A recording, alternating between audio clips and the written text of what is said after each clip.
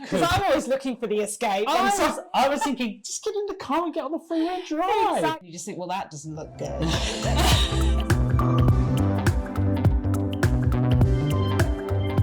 Hey, welcome to Screen Time. I'm Lou. I'm Sid, and what have we watched this week? So we've done something slightly different this week. Yeah. So we decided to watch 3 movies. Yeah. Purely because they are, well, remakes. They're remakes of the original film was in 1956, and it's the invasion of the Body Snatchers. So we watched that one. We watched the 1978 version, and we watched the 2007 version, which is called The Invasion. So we wanted to watch them because we wanted to see, obviously, because there's such a big time difference between when they're made and what was going on in the world at the time and all this sort of stuff. So should we just go through? It's a bit like wine tasting. Just watch them all together, and then you can really kind of figure them out. Well, do you have a favourite out of these 3? I do. But let's talk about them first, and then we can... Let's go to 1956. Start at the beginning. Yeah. So this is the original. It was by Don Siegel, and it was low budget. It's black and white. It was colorised later, but we won't even go into that. I didn't see that one. No. The black and white version. It stars Kevin McCarthy and Dana Winters. Kevin McCarthy played the character of Miles Burnell, and he's like a local doctor in a small little town. And weird things start happening where people come to his surgery saying that they don't think their wife is the same, or there's something wrong about the husband. How is he different? That's just it. There is no difference you can actually see. He looks, sounds, acts, and remembers like Uncle Ira. Then he is your Uncle Ira. So people are changing, but there's no real evidence. They've got look exactly the same. They've got the same scars. They've got everything is the same. And the movie starts with him in a hospital. He's in a hospital. Interestingly, those were after shoots. Originally, the film wasn't bookended. So it started off with him just in the town, and this thing's happened, and it finished with him yelling at the cars. Oh, I see. And that's when that pullback happens, and it ended there. But it was so downbeat and disturbing that test audiences wanted to reshoot, and so they shot the bookends so that it's like there's a bit of hope at the end. Oh, I see. Yes. So I see. I didn't know that. Basically what happens is that there's these seeds from space that are, when they sprout, they've got these big pods that come with them, and when people sleep, the pods echo that person. They basically... It's like a replica of them, but without emotions. It's face, Miles. It's vague. It's like the first impression that's stamped on a coin. It isn't finished. You're right. Has all the features, but no details, no character, no lines. In the 50s, it was definitely trying to say something about McCarthyism or something, or the fear of going communism. The way it's shot, I think, is really, really, really clever. Yeah, I mean, I really enjoyed watching the movie. It's the way, it starts. He's getting off the train and he's going into his surgery, and I think the first sort of inkling is with the child. As a little boy. Yeah. And he's unsure of his mother. Hey, slow down now. Look, school isn't as bad as all that. It can't School be. isn't what upsets him. It's my daughter-in-law. He's got the crazy idea she isn't his mother. She isn't. Don't let her get me. Nobody's gonna get you, Jimmy. All sort of stems from there. I loved it was the gradual reveal. Mm-hmm. They go to a restaurant, and the owner's like, well, it's been really, really quiet. We've had to let the band go.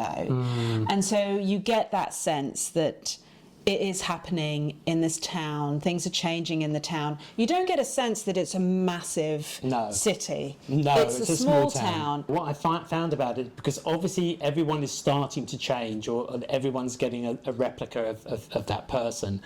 And as the time goes on, the town almost starts to feel normal again, like they're all milling around the streets and stuff like that, but you know that they're different. And it goes to this kind of weird bit in the middle where, like, I think someone comes into the surgery and goes, "Oh, there's nothing wrong now, everything's fine now," and you know that they have changed because they now are in common with the majority of people that have changed. So there's that weird shift that happens. Yeah, I mean, it's not. Well, I mean, we can talk about the other movies after, but their transformation didn't feel extreme for me, and that you know it was unnerving because, you know, they suddenly start walking after them and following them, and but I didn't get a sense of sort of being claustrophobic. No, that's true. And it might be the fact that it's a small town. Yeah. So it felt like it was quite a local situation. Yeah, and so you could, because I'm always looking for the escape. I was thinking, just get in the car and get on the freeway and drive. Exactly. Well, exactly, because when they do go to his surgery and they're going down the main road, I did get a sense that many people in those cars wouldn't even know what's going on. No, you know, it just drove it past. just it did feel a little bit it's like almost that. like it was going under the radar. Yeah. Most people wouldn't even know about it until it got to like maybe a larger city, which kind of brings us into the 1978 one. Yes, because it's set in San Francisco. Yeah, it's on a bigger scale. Yeah. And I think everything's on a bigger scale with this movie. I think the visual effects were really creepy. Yeah, and the intro to the movie gives you the knowledge of how it comes over. Yeah. You know, it's seeds that it's come like over this to gelatinous stuff hanging on the plants. There were some clever bits with those seeds opening up on the leaves and stuff. I mean, really clever. It is really clever, and you can see all like the veins and everything, and you just think, well, that doesn't look good as soon as the movie starts. But there is a definite difference in feel to that movie. Yeah, you know, it's a lot darker. It's very dark, and it felt like, you know, sort of, there's a few modern day horrors where you're not looking at the main character, you find yourself looking in the background to see if there are people that aren't quite There's right. one really disturbing scene where they're just walking down the corridor and they stop and have a chat in front of this frosted glass, and there's this face peering out at them. And there was so many sequences like that where there's just people in the background looking at them, and it gives you that, you feel paranoid, you feel like you're actually in there witnessing it. Right from the get-go though, it sets off that kind of weirdness. I mean, why is there a priest on the swings with all the children? Yeah. You know, there's like, and he's staring. At you. Another aspect that's actually quite eerie about it is when they were driving. Yeah. And he'd had the bottles smashed on his windscreen from that restaurant. Yes. And they're driving down, he's with Elizabeth, they're driving down that street, and the glass, the front screen is all smashed up. Yeah. And it really gives a sense of how they're feeling in the movie, because it's at that point where they know something's going on, but they don't know what's going on. It's very disturbing. Yeah, it's like a distortion. It's a distortion, but it's also disturbing for the viewer. Mm-hmm. You know, you're looking through that glass, you can't quite see everything, and you actually get the same sense of probably what they're feeling at the same time. Right, okay. So I think it's quite a clever, technique. Yeah. But then, of course, it's unnerving as well, because you're not sure exactly what's going to happen, and then suddenly... Oh my God! Oh my God! Lock the door!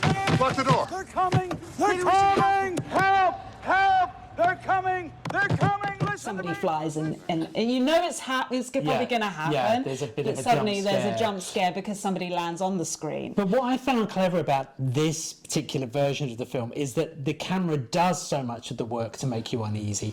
Like some of the composition shots, like there's a scene where Bennell comes in with the girl into her house, and the camera shifts to the right, and her boyfriend, is just standing there in the shadows off to the side. Oh, behind the wall, listening. And all of those shots are so, and there's a lot of backlighting as well, so you never see the shape of the faces of the people that have changed in some situations. They're just this mass of it's so creepy. Yeah. I thought it was brilliant in that way.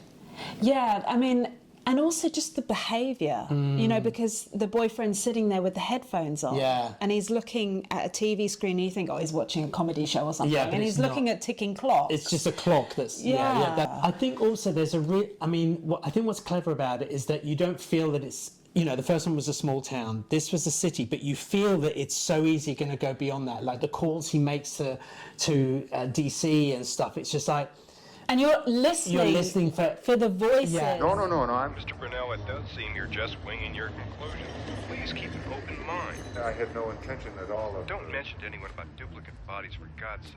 I was going to treat it just... Excuse me, my other phone is ringing. You realise that it's spread beyond, and that confirmation is when he, at the end, when he goes to the boat, he hears the bagpipes playing, and it's Amazing Grace, I think, and he goes and you see the pods getting lifted up onto that boat, and it's like, oh no. Yeah, it really feels like it is going to take over, and how on earth are they going to stop it?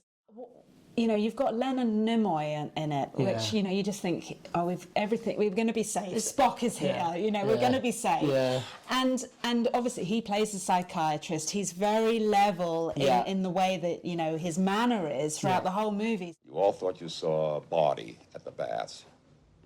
You thought it was dead. So you never know if he's turned, when he's turned. Yeah, I didn't trust him from the start. I was just like, really? Two of the characters that we haven't mentioned is you got Jeff Goldblum and Veronica Cartwright, and that spa scene. The mud spa. Needs food. I haven't eaten all day. Oh, Jack, you're gonna suffocate. That's tense. That is tense. I mean, I love Jeff Goldblum's character. Yeah, you know, he's fiery, and actually adds a bit of light relief. I don't know about you. I called you here as a friend. Oh, you know, Jack. do you report certain things when you run into them, like contagious disease or a dead body in a place of business? Jack, would you let him look at You it? found the body? No, not necessarily. We didn't. No, I thought it was Jack. Because he's so fiery, it's such a kick when he does turn and he's suddenly this rational, you know, and it's like, oh my God. Yeah. You know. Yeah, the extreme. The extreme. And I mean, that's far as the first time when we really see that transformation as to what is happening and the whole, how the replica works. Yeah. Because he has the bleeding nose. Yes, it's exact. Yeah. And it's really, and when the body disappears, you're thinking, is it in the mud? Yeah. Is it in the trash? Yeah. Well, the trash comes into it, doesn't it? Because every scene, not every scene, but a motif all the way through the movie is the garbage vans and the trash cans. And even when her boyfriend changes, he's sweeping up the residue of his body. When they have changed, it's that feeling. In some ways, they act a bit like zombies. It's that horrible guttural noise that they make, which is awful. Yeah. It's really disturbing and scary. The vocal noise. But also they're charging. You know, it reminds me of The Thing, like the noise of the alien in The Thing. Oh, yeah. It's got that. And it's their collective consciousness. If one person knows it or sees you, they all see you. Yeah, and they're rushing, and in some ways it's like the start of the running zombies, which I think in some ways running zombies came slightly later. Yeah. I think at that time they were probably still a bit like this. They were still, for the audience at that time, it would have been really quite scary. You've got Veronica Cartwright, who sort of shows up at a certain point. Yeah, exactly. She's obviously with Jeff Goldblum, but she then reappears in the next movie as well. Yeah, she's kind of the link, isn't she? Yeah, that she's leads like a us link into this next one. the next one, and she is the first person on screen that is basically saying that her husband isn't her husband. My husband is not my husband. And what makes you say that? The way he acts, the way he looks at me. He keeps bringing me things to drink. I don't want them, but he keeps bringing them.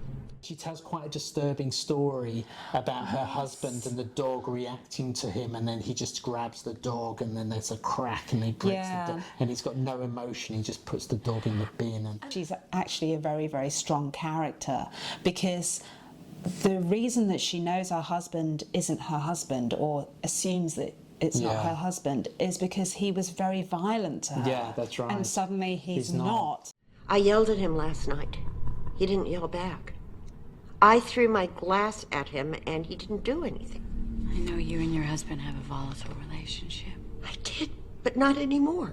Yes, when he would get mad, I would be afraid of him. I mean, the third one, again, it's a Bernal, but it's Carol Bernal. So it's Nicole Kidman plays the main character in this one. And I think it's her fear of losing her child. She's from the marriage is broken up. And her husband is almost one of the first characters to get... The ex-husband. Yeah, to get converted or to change. This was on our roof. This film, for me, doesn't really... It feels so different to the other two. It's trying to echo the other two. There's scenes where she's walking down the street and there's people crying or there's weird... It starts off quite simple, but then they start introducing characters looking at her and stuff like that. But it doesn't have that same... I think it's the way it's shot, maybe. It doesn't have that same menace to it. No. And it doesn't use that technique at all, actually, because after watching the 78, I went to that movie straight after. Right, and I found myself, because I got so used to looking in the background to see, they didn't really use that at all. It's not a horror movie, but the way that they infect them is quite nasty. Well, it's kind of very projectile. It's very oral. Yeah, it's very oral, very projectile. There's lots of vomiting in buckets and in teapots. But I think where the film dates, and surprisingly, it's dated more than the others. And I think you would probably agree with this, is that the visuals, like some of the visual effects, is very digital, and it's amazing how quickly that dates if it's not done very well. Yeah, there's some comping shots that just don't look good at all. Yeah, I mean, for me, I think one shot that really stood out was the helicopter shot, and she jumps onto a helicopter, the camera is zoomed in on a window, and as it pulls away and the helicopter sort of flies off, it's so obviously it's a CG shot, and it actually jarred me so much that it sort of jars you out of the movie. Right, okay. And that's the thing, and that's what I find quite interesting, because the other two movies, it was very much practical. Yeah. And I still buy into it today. I mean, the fact that they're only infected, you just think morally, she's got it completely. She's just popping them off like you wouldn't believe. Bang, bang, bang. And you just think, hang on. I know, it went from level 5 to 10.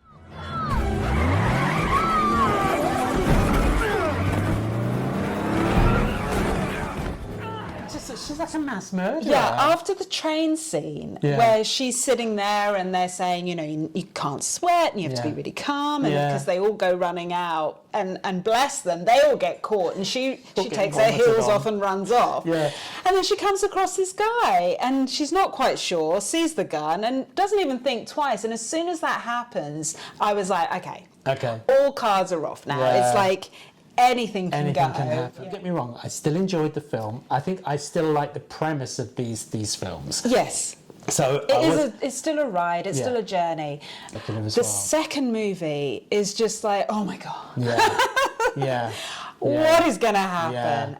How, and that's just linear. Yeah. And it's quite, it's really, it's quite depressing. Yeah.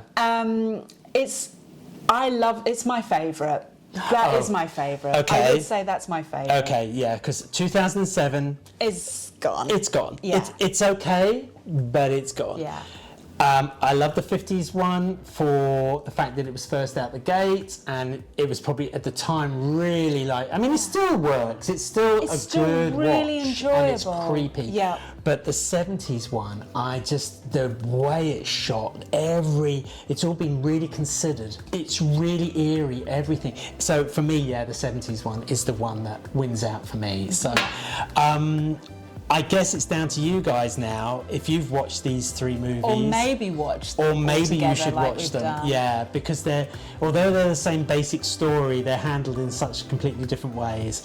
And yeah, we've really enjoyed our time watching these and revisiting them, haven't we? Yeah, it's been good fun. Good it's fun. been really good. Yeah, feel free to comment. Yeah. Let us know your thoughts on the movies. Let Yeah. us know what one is your favourite. Yes. And yeah, we'll see you on the next one. Yeah, thanks so much for watching. You take thank care. you. Bye.